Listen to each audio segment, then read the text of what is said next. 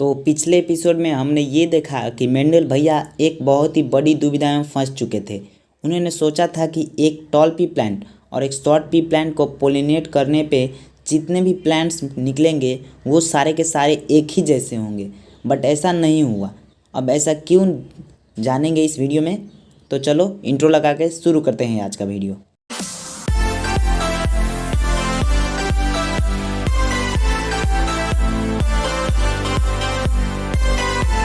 उन्होंने जब वो एक टॉल पी प्लांट और एक शॉर्ट पी प्लांट को पोलिनेट किया तब उन्होंने ये माना था कि टॉल पी प्लांट के दोनों गुण बिग टी है और शॉर्ट पी प्लांट के दोनों गुण स्मॉल टी है।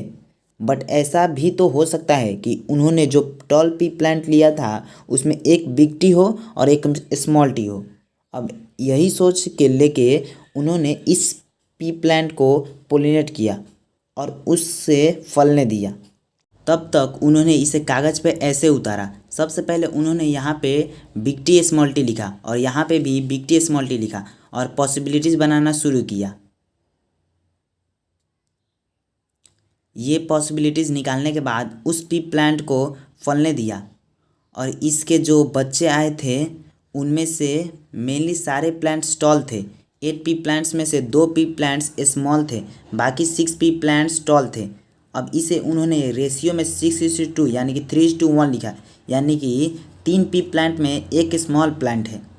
और उन्होंने जो कागज़ पे लिखा था उसमें भी 3 प्लांट के पास टॉल के गुण थे और एक के पास टॉल का गुण नहीं था, यानी कि यहाँ भी 3:1 का रेशियो ही बना। यानी कि कागज़ पे जो लिखा था उन्होंने उसमें भी 3:1 का रेशियो टॉल का गुण और जो रियल में उन्होंने पोलिनेशन कराया था उसमें भी 3:1 प्लांट का गुण। इसके चलते उन्हें क्लियर हो गया कि हाँ, जो मैंने पी प्लांट लिया था उसमें एक गुण टॉल प्लांट का और एक गुण स्मॉल प्लांट का था। और इससे एक और चीज़ क्लियर हो गई कि जो उन्होंने ये पॉसिबिलिटीज़ का गेम खेला था वो सही है।